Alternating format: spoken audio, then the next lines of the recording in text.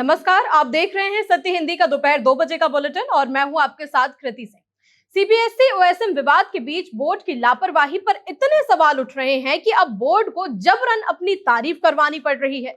उधर कर्नाटक में सीएम पद से इस्तीफा देने के बाद अब सिद्धरमैया ने राहुल खड़गे के सामने एक नई मांग रख दी है। वहीं कांग्रेस जनता पार्टी को दिल्ली हाईकोर्ट से बड़ा झटका लगा है। सुप्रीम कोर्ट ने भी साफ साफ कह दिया है कि अब हाईकोर्ट किसी भी मामले में तारीख पर तारीख नहीं दे पाएंगे। इस बीच अगर आप भरी गर्मी से मौसम में करवट लेने का इंतजार कर रहे हैं तो देखिए इस बुलेटिन में कि आखिर होने क्या वाला है। पहले रुक कर लेते हैं दोपहर की 5 बड़ी खबरों का। सीबीएसई ओएसएम विवाद पर आई सरकार की टूल किट, करा रही जबरन तारीफ। दिल्ली में सिद्धरमैया की राहुल खड़गे से मुलाकात, बेटे के लिए मांगा बड़ा मंत्रालय।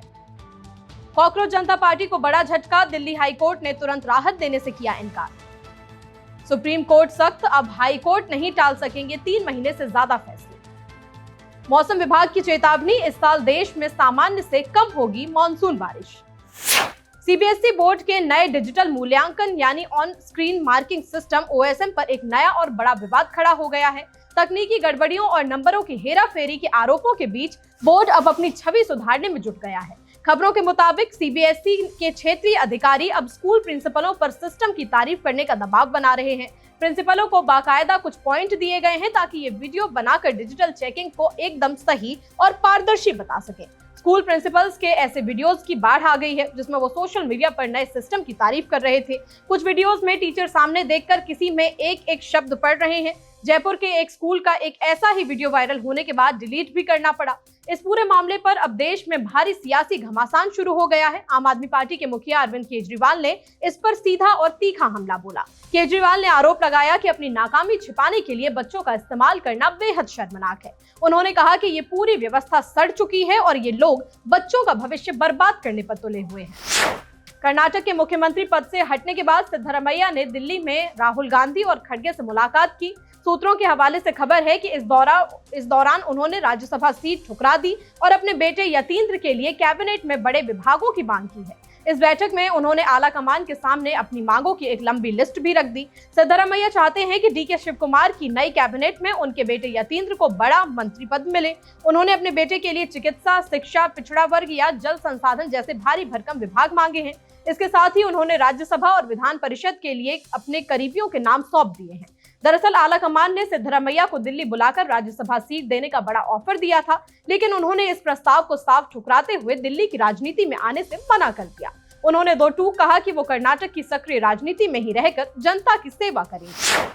कांग्रेस जनता पार्टी को दिल्ली हाईकोर्ट से बड़ा झटका लगा है। कोर्ट ने फिलहाल पार्टी के एक्स अकाउंट को बहाल करने का आदेश देने से इनकार कर दिया। हाईकोर्ट ने साफ कहा कि मामले में कुछ पोस्ट थोड़ी आपत्तिजनक नजर आ रही हैं, इसलिए बिना सभी पक्षों को सुने तुरंत राहत नहीं दी जा सकती। दिल्ली हाईकोर्ट में जस्टिस पुरुषेंद्र कुमार कौरव की बेंच ने इस मामले की सुनवाई करते हुए इस फैसला सुनाया। पार्टी के संस्थापक अभिजीत दीपके की तारीफ से वरिष्ठ वकील अखिल सिब्बल कोर्ट में पेश हुए। उन्होंने दलील दी कि अगर कुछ पोस्ट विवादित हैं तो उन्हें ब्लॉक रखा जा सकता है, लेकिन पूरा एक्स अकाउंट बंद करना सही नहीं होगा। सुनवाई के दौरान अखिल सिब्बल ने कोर्ट को पुराने मामलों का हवाला भी दिया, जहां सोशल मीडिया अकाउंट्स को लेकर अंतरिम राहत दी गई थी, लेकिन इस पर कोर्ट ने साफ टिप्पणी की कि इस मामले में स्थिति थोड़ी सी अलग दिखाई दे रही है। बेंच ने कहा कि पहली नजर में अकाउंट की पूरी गतिविधि ही थोड़ी सी आपत्तिजनक लग रही है। अब हाई कोर्ट किसी भी मामले में तारीख पर तारीख नहीं दे सकेंगे। सुप्रीम कोर्ट ने देश भर के हाई कोर्ट्स को सख्त संदेश देते हुए कहा है कि रिजर्व फैसले अधिकतम 3 महीने के भीतर सुनाने ही होंगे। चीफ जस्टिस सूर्यकांत और जस्टिस जॉय माल्या बागची की बेंच ने इन निर्देशों को बाध्यकारी आदेश बताया है। कोर्ट ने कहा कि बेल और व्यक्तिगत आजादी से जुड़े मामलों में तेजी जरूरी है। बेल पर फैसला उसी दिन या अगले दिन अपलोड करना होगा। अगर कोई बेंच 4 महीने तक फैसला नहीं सुनाती तो पक्षकार केस दूसरी बेंच में ट्रांसफर करने की मांग कर सकते हैं। सुप्रीम कोर्ट ने आदेश दिया कि फैसलों की तारीखें हाई कोर्ट वेबसाइट पर दिखें और देरी होने पर चीफ जस्टिस को जानकारी भी दी जाए। ये मामला झारखंड हाई कोर्ट में वर्षों से लंबित आपराधिक अपीलों से जुड़ा हुआ था। कोर्ट ने साफ कहा कि देरी से मिला हुआ न्याय कभी भी न्याय नहीं होता। जापान ने ट्रीटमेंट प्लांट में कमियां मिलने के बाद 20 साल में पहली बार भारतीय आमों के आयात पर रोक लगा दी है, जिससे किसानों और निर्यातकों को बड़ा झटका लगा है। इस फैसले से अल्फांसो, केसर और लंगड़ा जैसी प्रीमियम किस्मों के एक्सपोर्ट पर ब्रेक लग गई है।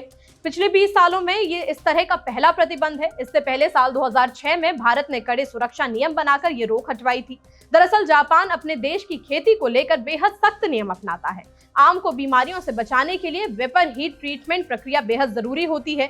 इसी साल मार्च में उत्तर प्रदेश के रहमानपुर सेंटर की जांच की गई थी। वहां जापानी इंस्पेक्टरों को साफ सफाई और कीटनाशक प्रक्रियाओं में कुछ गंभीर कमियां मिली।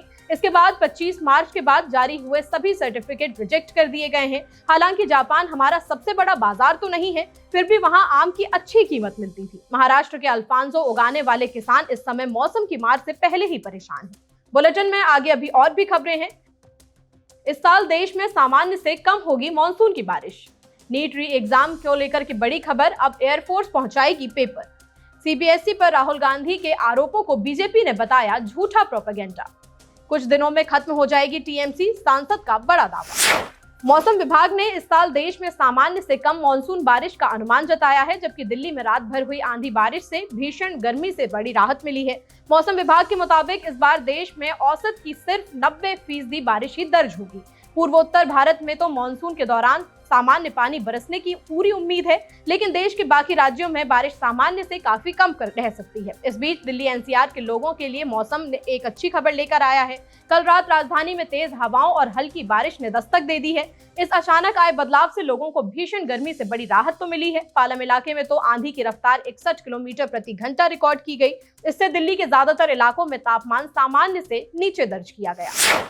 नीट परीक्षा के पेपर लीक रोकने के लिए अब भारतीय वायुसेना की मदद ली जाएगी। शिक्षा मंत्री धर्मेंद्र प्रधान ने खुद इस बड़े फैसले की जानकारी दी है। उन्होंने बताया कि 21 जून को होने वाली नीट री एग्जाम के लिए खास तैयारी है। इस बार जून के खराब मौसम और सुरक्षा को देखते हुए ये कदम उठाया गया है। अब तक प्रश्न पत्र पहुंचाने का काम मुख्य रूप से डाक विभाग करता था, लेकिन अब समय पर पेपर पहुंचाने के लिए वायुसेना भी उड़ान भरेगी। इसके लिए सरकार के कई बड़े मंत्रालय एक साथ मिलकर काम कर रहे हैं। गृह मंत्रालय, डाक विभाग और राज्य सरकारें मिलकर सुरक्षा का ताना बाना बुनेंगी। इस बड़े प्लान को लेकर दिल्ली में एक हाई लेवल मीटिंग भी हुई है। बैठक में रक्षा मंत्री राजनाथ सिंह और शिक्षा मंत्री धर्मेंद्र प्रधान शामिल हुए। साथ ही संचार मंत्री ज्योतिरादित्य सिंधिया ने भी सुरक्षा उपायों पर चर्चा की। इस बैठक में ही वायुसेना को शामिल करने के प्रस्ताव पर मुहर लगी। नीट परीक्षा के प्रश्न पत्र वायुसेना से भिजवाने के फैसले पर बड़ा सियासी घमासान शुरू हो गया है। शिवसेना यूबीटी के नेता संजय राउत ने सरकार के इस कदम को बेहद शर्मनाक बताया। उनका कहना है कि ये फैसला सरकार की नाकामी को साफ साफ कबूल करना है। सालों से लगातार होते पेपर लीक ने लाखों छात्रों के सपनों को तोड़ दिया है। अब अपनी कमियां छिपाने के लिए मोदी सरकार वायुसेना का सहारा ले रही है। एक मामूली परीक्षा कराने के लिए रक्षा मंत्री को बैठकें करनी पड़ रही हैं। हमारी सेना देश की सीमाओं की सुरक्षा करने के लिए बनी है। नेशनल टेस्टिंग एजेंसी और शिक्षा मंत्रालय की नाकामी छिपाना सेना का काम नहीं है। सेना को आगे रखकर अपनी कमियों पर पर्दा डालना अब बंद होना चाहिए। देश के छात्रों को इस पूरे मामले पर सरकार से असली जवाबदेही चाहिए। उधर सोशल मीडिया पर भी आम लोग और पत्रकार लगातार सवाल उठा रहे हैं। लोगों का कहना है कि खुद को सबसे मजबूत बताने वाली सरकार एक परीक्षा तक नहीं करवा पा रही है। जनता पूछ रही है कि क्या सेना को शामिल करना भी सरकार का कोई नया मास्टर स्ट्रोक है। सीबीएसई परीक्षा के डिजिटल मूल्यांकन का ठेका एक दागी कंपनी को देने पर राहुल गांधी ने शिक्षा मंत्री के इस्तीफे की मांग की है, जिस पर बीजेपी ने पलटवार करते हुए दावा किया कि इसी कंपनी को कांग्रेस शासित कर्नाटक और तेलंगाना सरकारों ने भी बड़े बड़े प्रोजेक्ट्स दिए हुए हैं। राहुल के मुताबिक इस कंपनी का पुराना नाम ग्लोबरेना था, जो पहले भी विवादों में घिर चुकी है। उन्होंने शिक्षा मंत्री धर्मेंद्र प्रधान पर हमला बोलते हुए प्रधानमंत्री से उनके इस्तीफे की मांग की है। अब इस मामले पर भारतीय जनता पार्टी ने राहुल गांधी पर पलटवार करते हुए उन्हें घेरा है। बीजेपी प्रवक्ता गौरव भाटिया ने कहा कि राहुल गांधी बिना तथ्यों की जांच किए झूठ फैला रहे हैं। उनका कहना है कि राहुल गांधी सिर्फ मोदी सरकार को बदनाम करने के लिए मनगढ़ंत कहानियां गढ़ रहे हैं। बीजेपी ने बड़ा दावा किया है कि इस कंपनी ने कांग्रेस शासित राज्यों में भी काम किया है और कर्नाटक और तेलंगाना की कांग्रेस सरकारों ने खुद इसी कंपनी को बड़े बड़े प्रोजेक्ट दिए हैं। बंगाल चुनाव में हार के बाद ममता बनर्जी की तृणमूल कांग्रेस में बड़ी बगावत शुरू हो गई है, जहां खुद उनकी ही पार्टी के सांसद ने आरजीकर कांड में पुलिस द्वारा आरोपियों को बचाने का आरोप लगाते हुए टीएमसी के जल्द खत्म होने की भविष्यवाणी कर डाली। टीएमसी के राज्यसभा सांसद सुखेंदु शेखर रॉय ने पार्टी के खत्म होने की भविष्यवाणी कर दी। उन्होंने एक इंटरव्यू में कहा कि टीएमसी अगले कुछ दिनों में पूरी तरह खत्म हो जाएगी। उनके मुताबिक अब राष्ट्रीय राजनीति में भी टीएमसी अपनी विश्वसनीयता खो चुकी है। उन्होंने साफ कहा कि अब कोई भी राजनीतिक दल टीएमसी से हाथ मिलाने के लिए तैयार नहीं होगा। आरजीकर कांड पर बोलते हुए उन्होंने माना कि सरकार ने इस मामले को बहुत गलत तरीके से संभाला था। फिलहाल 2 बजे के बुलेटिन में इतना ही। देश दुनिया की बड़ी खबरों के लिए आप बने रहिए सत्य हिंदी के साथ। नमस्कार।